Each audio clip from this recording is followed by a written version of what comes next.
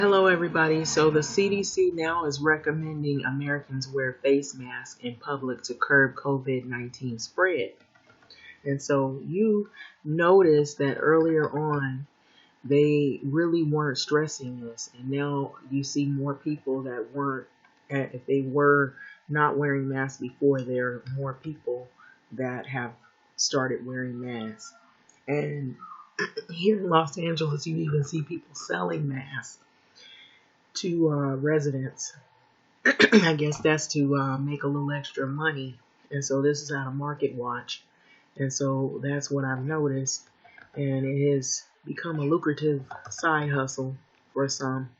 So CDC now recommending Americans wear a face mask in public to curb COVID-19 spread. And so basically, it is talking about, and you can see the photos of the mask up here, so if you didn't see it. And so they've got even stores that are trying to sell, get in on the sale of this. This is becoming almost like a fashion trend. So Trump emphasizes it's a voluntary approach. He, for one, will not be complying. And so that should be a question mark. So why is it that Trump, he's not really into wearing the face mask? And why is it you see these political officials, they don't really wear face masks when they're talking to you?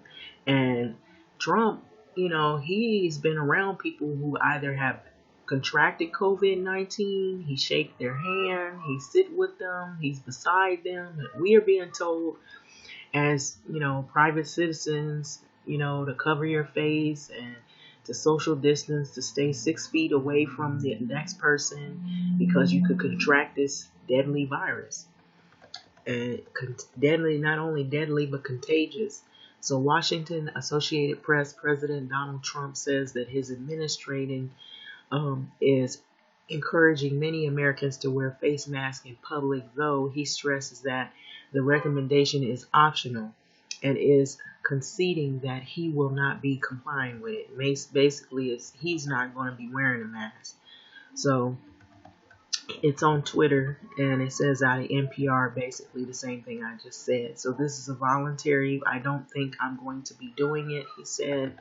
And so there has been concern that such a recommendation could cause a sudden run on masks, which have been in short supply even for the medical professionals. And so that's what a lot of hospitals, nurses, doctors have been complaining. They're short of resources and supplies, protective gear.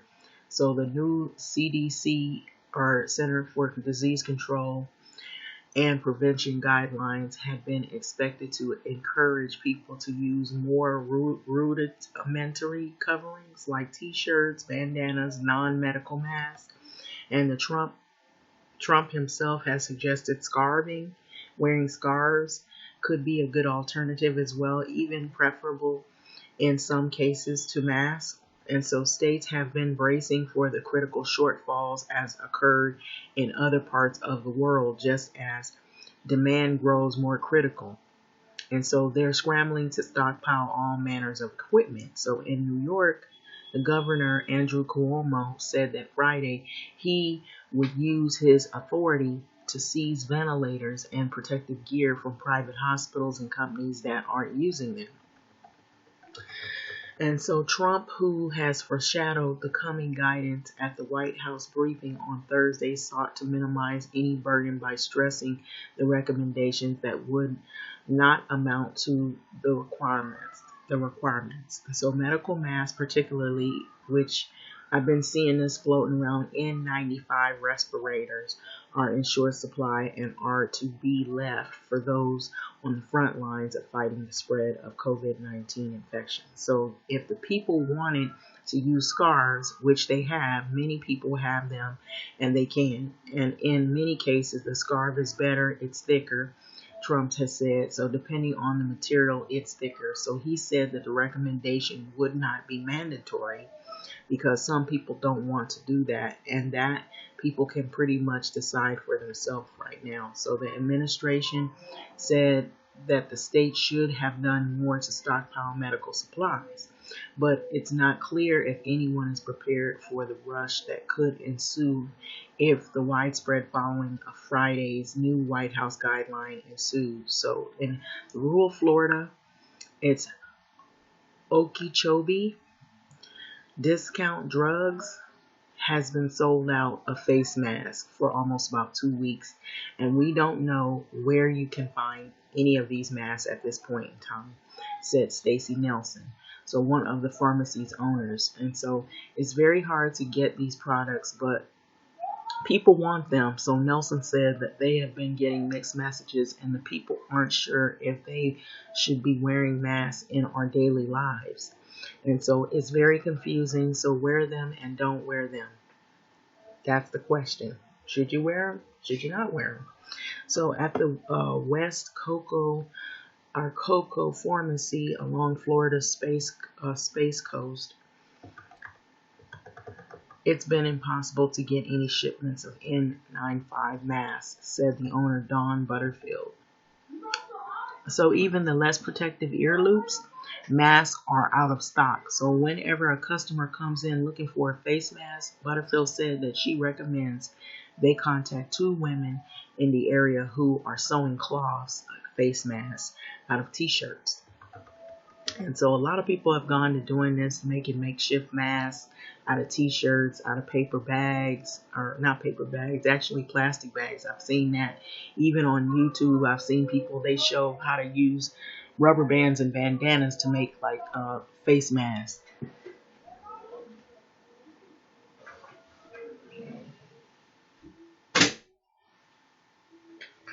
And so that's becoming a pretty clever idea. And so some people have even gone to use that as a side hustle during the time that they are unemployed, so they can make extra money, which is kind of a smart idea, I guess, if you need like grocery money and things like that, maybe gas money. But for many of the new coronavirus causes mild or moderate symptoms such as fever, cough, and that will clear up in about 2 to 3 weeks. So for some, especially older adults, people with existing health problems, it causes more severe illness, including pneumonia and maybe even death.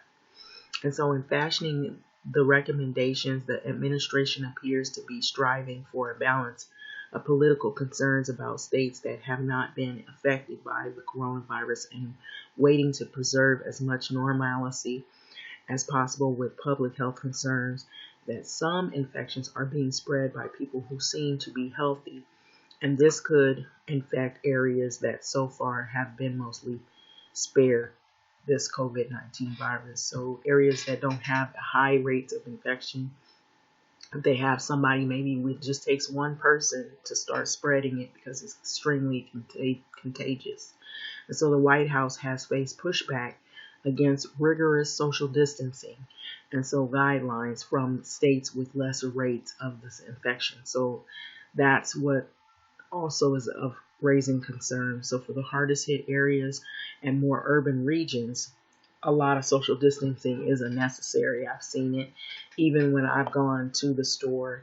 They have tape and lines where people stand 6 feet apart from one another. There's longer lines. You have to wait to get into the stores, and then you have to, they even on the loudspeaker will say, remind people about social distancing and about keeping their distance and about wearing protective covering if they, even go so far to do that. So for the hardest hit areas and more urban regions, the social distancing has already been in place for the better part of a month. The White House Coronavirus Task Force thought there would be less risk of people ignoring the other guidance if they covered their faces. And so Dr. Deborah Birx, I'm going to say Birx or Birx, the White House Task Force coordinator, and she's been very vocal lately. I've been seeing her, she always comes up and she presents herself on the issues of coronavirus or COVID-19 and what is happening, the numbers and whatnot. So Thursday, she was concerned that people would be lulled into a false sense of security by covering their face and wouldn't abide by the more critical and effective measures to slow the spread of this virus. So staying 6 feet apart, frequently washing their hands, and refraining from touching their faces. And so, as with other public health guidance and recommendation on face covering, have been a moving target for the administration. So, under the previous guidance, only the sick or those at high risk complications from the respiratory illness were advised to wear masks, and that's what was happening in the beginning. They were really reserving the mask wearing for. What I got from it is people who were already infected or were high risk, they were sick, so they wouldn't infect people. They needed to be the ones to wear the mask. Then I got it as if they have everybody scrambling to get masks, they already had people hoarding food, so maybe they didn't want people wearing masks because the nurses and doctors needed the protective gear first. But I did see people wearing masks because of the fear of getting this contagious, deadly virus. People are afraid. They don't want to succumb to this virus and get sick and die. So a lot of people, even if they weren't instructed to do so, they were wearing masks anyway, regardless. So it was an optional thing, and I think I'm seeing it more now that the CDC has put their say-so in on this whole issue of the importance of wearing masks. So Surgeon General Jerome Adams wrote on Twitter at the end of February that people should stop buying the masks because that was a problem. Even if you look on like eBay or Amazon, they were like price gouging. They were price gouging the hand sanitizer, the mask, some of the protective gear, things that people much needed, like nurses and doctors, and then just people that were scared. They were upping the price of tissue, making it, like it'd be like a roll of tissue and they want $20 for it, just to, like play upon people's fear. And so you can still see some of those things on Amazon and on eBay where they priced up tissue. It just doesn't even make sense, or they're out of stock. You'll see a little sign saying out of stock, because you have people that hoard the tissue. And so I don't see as much of that going on. Now I think some of the hoarding has kind of slowed down a little bit because of the fact that,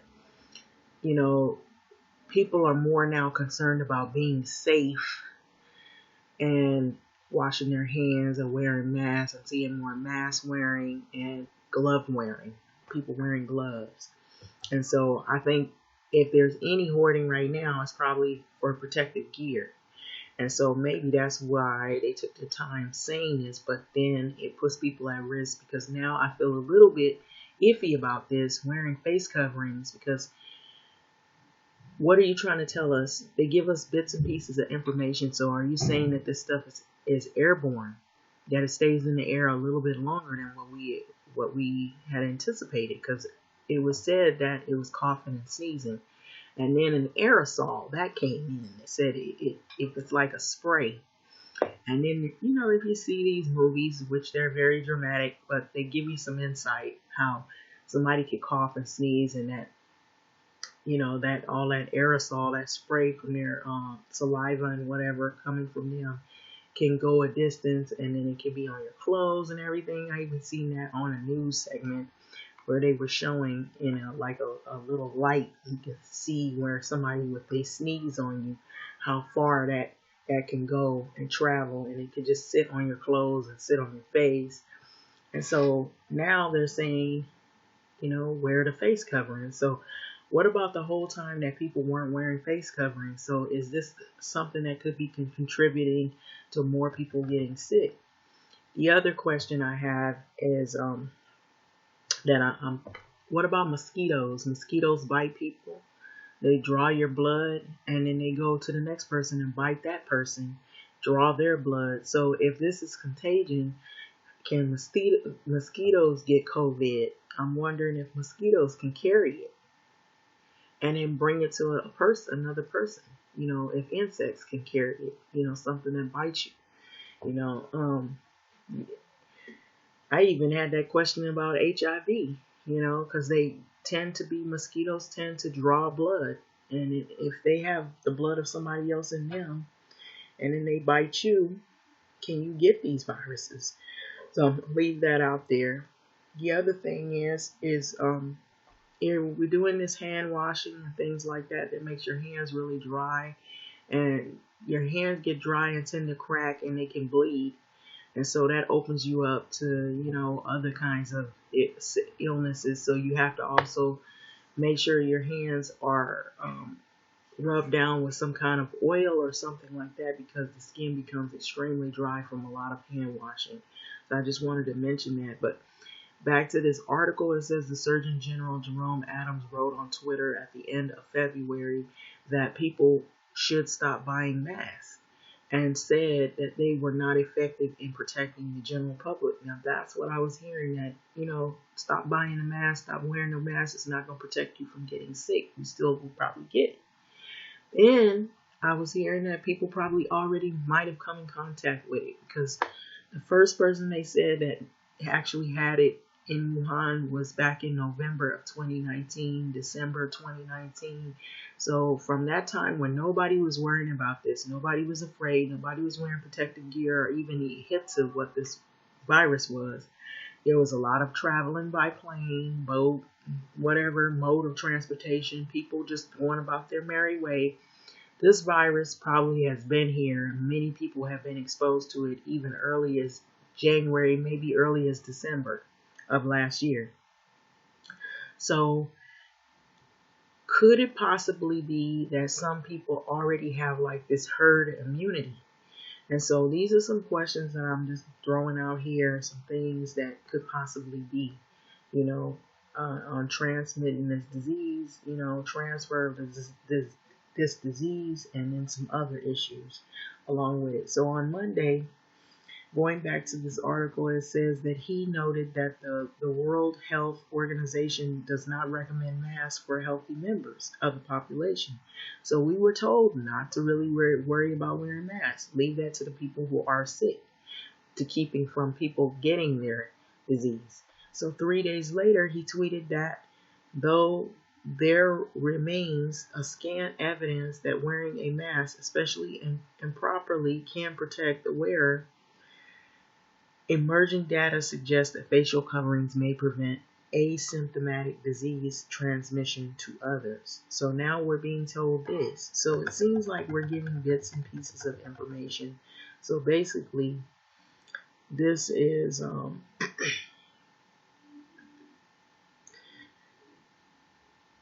this is what has been stated in this article. So what do you think about this? Because I was thinking, wow, this is a bit of new information, and I added some other stuff in there on my own of, what I said. Can mosquitoes transfer the COVID-19? What do you think? Do you think they can transfer it? If it can be on surfaces and live on surfaces and people can catch it from that, can they catch it from insects that bite you?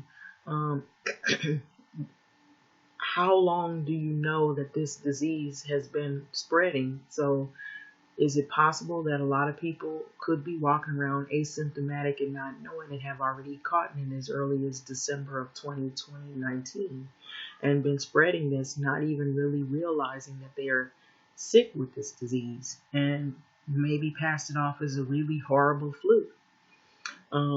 So those are things that I noticed that, play a big part in this. So the CDC is recommending wearing these face masks, and so that's one of the things. Now, what's disturbing about this story right here is China. This article is stating some scenarios. It gives 3 scenarios as to another agenda or plot that could possibly be taking place. China wants to use the coronavirus to take over the world. And so there's been a lot of conspiracy theories, a lot of theories that people have come up. And some of these conspiracy theories sometimes turn out not to be so much of a conspiracy theory. Turns out to be a lot of truth in some of what is being told. And so there could be some key players behind all of this. A lot of people have skepticism in some of the handlings of government officials. And so this is yet but another example of this. So the headlines are reading that China wants to use the coronavirus to take over the world, which, when you start thinking about this article and you really start thinking, well, there have been some trade wars, there have been some war of words, there's been some issues having to do with money. It's not really out of the realm of possibility. So what started as a catastrophe for China is shaping up to be a moment of strategic opportunity, a rare turning point in the flow of history. And so this definitely is a historical moment that we're actually going through. So suddenly the protest in Hong Kong, carrying a mortal threat to political stability in the mainland, became a physical impossibility. So more important, the pandemic set in motion a global competition to contain the virus. That's the main goal for which China and the Chinese Communist Party seem uniquely prepared. So there's an article that I found which said earlier on in the months of January and February, that the U.S. had shipped a lot of the very, very much needed gear, protective gear, to China. And so this kind of all puts 2 and 2 and 3 and 2, 1, 2, 3, and so on together. So it makes you start to wonder what is really behind all of this. So as the virus spread to the whole world, it became apparent that the Western societies, Beijing's true rivals, did not have the ability to quickly organize every citizen around a single goal.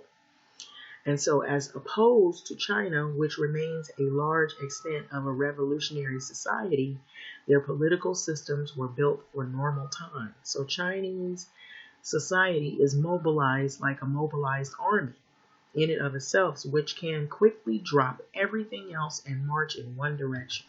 Mayo once said, "Everything under heaven is in utter chaos, and the situation is excellent." And so it seems at present, as seen from Beijing. Chinese diplomats stationed all over the world spend their time raising the stakes to a dangerous level. Following instructions from the very top, they have taken to the media to issue a challenge to America to point out its failure and to compare the chaos in American cities and hospitals with what they see as a singular success in stopping the epidemic in China. And so several commenters have suggested that China may be winning the coronavirus battle by stepping forward and providing medical help to the affected countries, mostly in Europe, at a time when the U.S. is consumed with its own difficulties. This misses the point. And so the cases have been multiplying where the medical equipment provided by Chinese companies and even the Chinese state turned out to be faulty, provoking justified eerie in the example like Spain, Netherlands, Turkey. Moreover, medical help is a normal occurrence in a crisis. China has done nothing different. And so the story does continue. And so except perhaps in the clumsy way it publicizes those efforts. So forget about mass diplomacy. It is no more than a distraction. There are other ways for China to use the coronavirus pandemic to upturn the existing global order.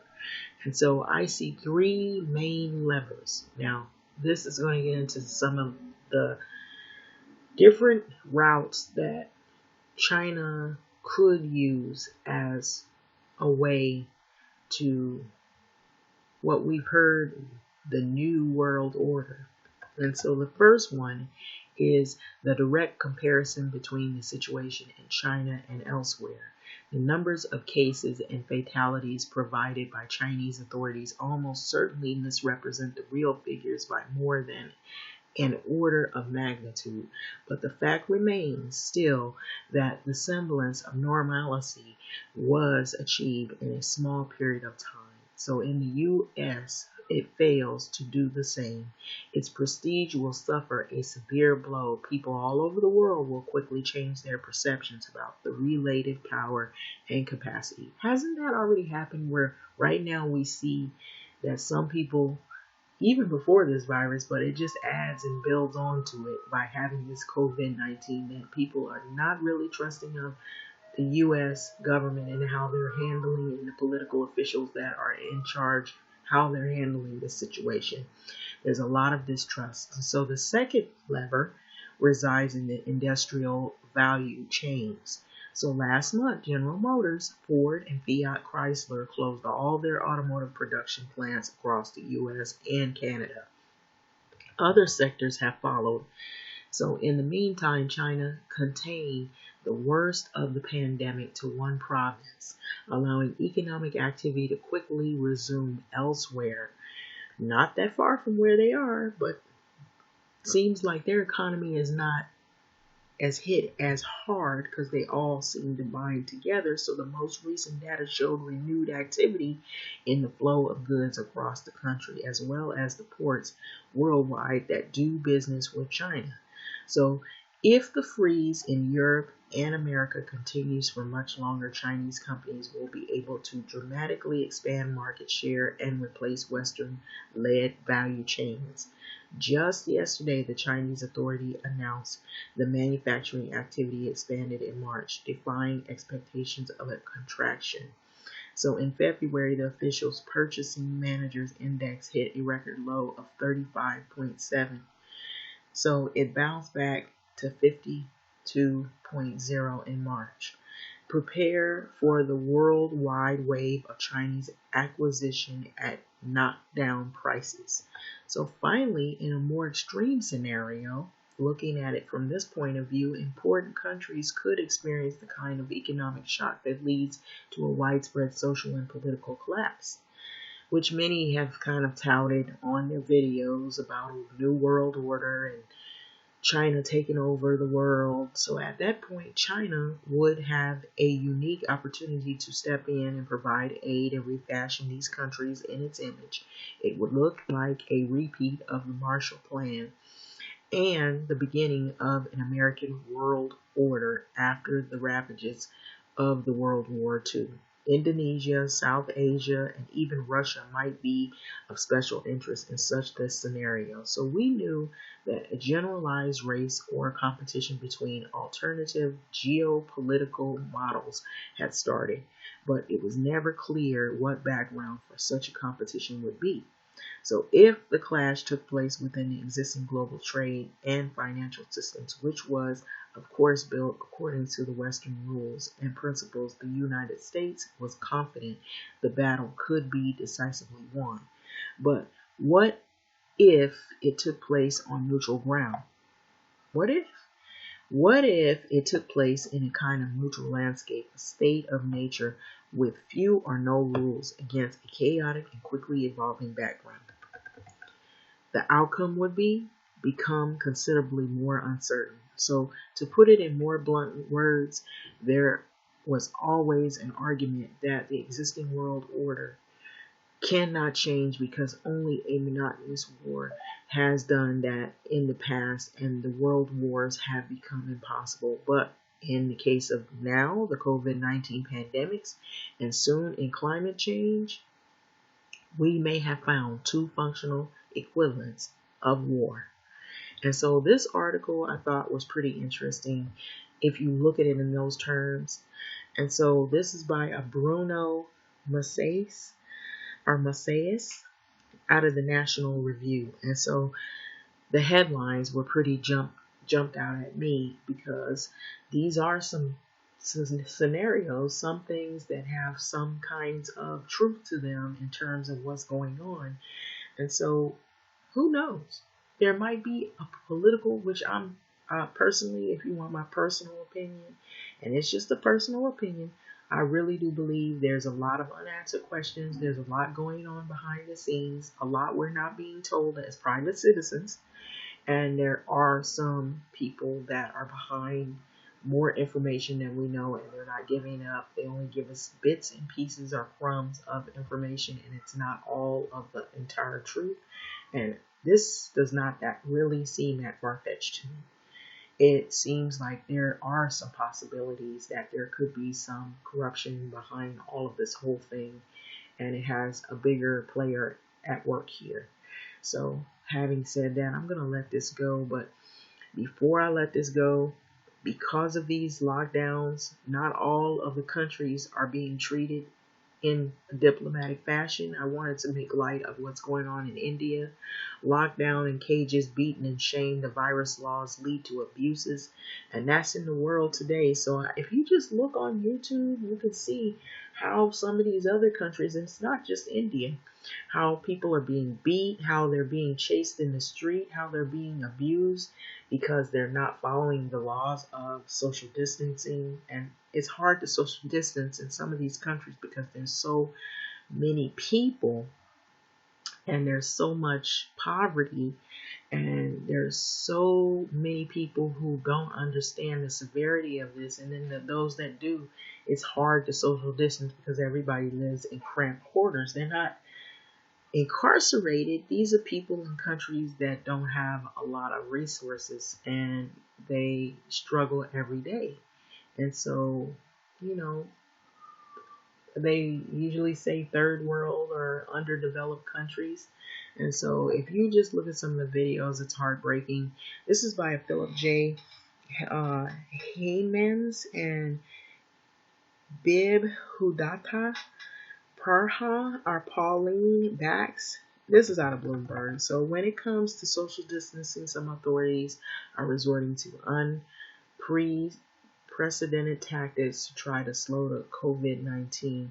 In India, baton-wielding police and beating those who flout the curfew-like restrictions or fail to maintain physical distancing, while others have publicly been shamed violators by forcing them to do squats, push-ups, crawl, roll around in the streets. So videos are all on YouTube, so you can see that happening. Police officers writing, "I have violated the lockdown," was telling them a video of a police officer writing, "I have violated the lockdown restrictions. Keep away from me," on a man's forehead, went viral in the South Asia Asian nation. So action has been taken against the officer. Is Vivek Raj Singh, a senior police official in the state of Madhya Pradesh, said. So the police in South Africa also forced people to roll along the road, kicking others as they perform squats for an extended period of time and enforcing a 21-day nationwide lockdown on Friday. Officers in Johannesburg were seen indiscriminately using water cannons on civilians and firing rubber bullets in the city's poorest neighborhoods. Heavily armed officers, which are now militarized. And if you see these videos, it's really horrific, where there's a lot of extreme use of force on these citizens that are in these countries that are underdeveloped. Officers stormed apartment buildings to check residents who weren't violating the shutdown, if they weren't, going against their rules, and in which the sale of alcohol and cigarettes are prohibited. South Africa's police spokeswoman was not immediately available for comment. Even in the Philippines, I heard that their president was saying, if people are violating the laws, shoot them. Shoot them dead. So in the Philippines, police and local officials have been accused of Human Rights Watch and arresting hundreds of people who broke curfew, social distancing, and quarantine rules. In some cases, offenders were subject to public shaming and abuse as punishment for crimes, including placing young people in dog cages and forcing others to sit in a scorching sun. So no excuse.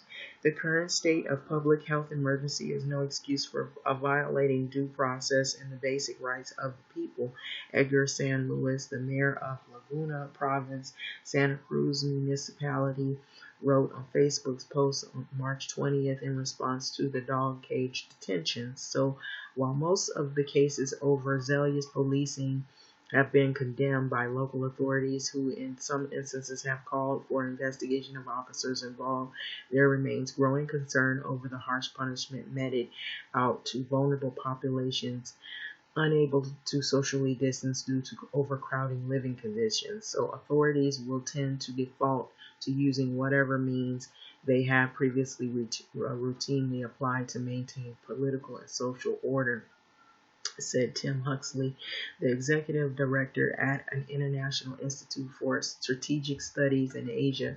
So, in these circumstances where a mass compliance will be necessary for a protracted period, it seems to be highly unlikely that coercing measures alone can work. So, COVID-19 cases have now topped 861,000 cases globally and killed more than 42,000 people, according to the data compiled by Johns Hopkins University. So there's hefty fines. Still, while some countries have resorted to the violence in attempts to force social distancing, others are taking a different route. So in Mexico's southern state, the Yucatan, people diagnosed with the virus or showing any symptoms may be forced to serve up to 3 years in prison. So you can go to prison for having the virus. If you don't quarantine themselves, if they don't quarantine, you could go to prison. So local newspapers, the uh, Financiero reported. So the Peruvian government has announced fines about $600 for those who prank call its coronavirus hotline after it found 74% of the calls were impertinent or malicious, according to the Lima-based newspaper in Peru 21. So battling a resurgence of imported coronavirus cases, Hong Kong on Tuesday warned residents to abide by home quarantine orders and social distancing regulations or face criminal prosecution and fines as well. So the city has already caught more than 70 people violating. Some of the more than 50,000 homes have been quarantine ordered, and so sending them to the government isolation centers as well. So authorities who would pursue criminal charges against them, Chief Executive Carrie Lam told reporters at a weekly briefing. So there you have it. Other countries have a lot more punitive enforcement, even in putting people in cages, dog cages, and incarcerating people if they're tested positive and don't quarantine. I've even heard of some countries threatening to shoot people if they see them out walking out in public and not following the curfew laws. So this is no time to let down our guard, Lam said, adding that her government has a zero tolerance approach to people breaking quarantine. Violating quarantine orders can lead to fines up to, in Hong Kong, 25,000, which is equivalent in the US dollar of $3,225, and jail terms up to 6 months, while business refusing to comply face fines of up to about 50,000 HK 50,000 in Hong Kong. And so Singapore has also imposed very severe penalties for flouting social distancing regulations. The government last week announced it is a criminal offense to have gatherings of more than 10 people outside of work and school. People must also exercise physical distancing of at least 1 meter in the settings where interactions are non-transient, such as queuing or sitting, and the maximum penalty for either offense is a fine of $10,000 in US dollars. It would be equivalent to $7,000 and 6 months imprisonment. So civic consciousness, there's a real consciousness about issues in public health safety, and over the years also a growing sense of civic consciousness. It didn't come about on its own, said Gillen Coe, a senior research fellow at the Institute of Policy Studies at the National University of Singapore, citing that the city-state's stringent rules against public littering and spitting that could cost a repeat offender up to $10,000 in fines. And so these countries are a lot different than the U.S. They have their set of rules, and it is a lot more punitive and harsher, in my opinion. So the police attempting to enforce social distancing restrictions in Australia have issued fines on Victoria's State Message Parlour following a visit from the Sex Industry Coordination Unit, while in neighbouring New South Wales, state police have been patrolling Sydney's parks to ensure protocols are being enforced. Penalties can reach as high as $11,000 in fines, $11,000 in fines, and 6 months in jail. So, but it is in India with its population of 1.3 billion people where the most extreme examples of are emerging, and we're seeing them all over YouTube. If you look at India and how they're treating the people for not practicing social distancing, but there's such a large number of people in those countries, and how hard is it to social distance when you have 1.3 billion people there in that country, and it's so small and not very much space to just social distance. So the country imposed a 3-week long nationwide lockdown on March 3 weeks, March 24th, and some of the most far-reaching social distancing measures undertaken by any government. Earlier this week, authorities were filmed spraying a group of migrant workers with a chemical solution containing bleach. That is really serious. You can blind a person with bleach. After they returned to an Uttar Pradesh in northern India in the effort to disinfect them. So the incident is now under investigation by the district magistrate. So Niraj Saho, a senior fellow at the New Delhi-based Observer Research Foundation, said drastic measures were needed in a country with such massive population. Whether they will work is another matter. Enforcing social distancing in a country with huge rural society and urban poor would be the next to impossible.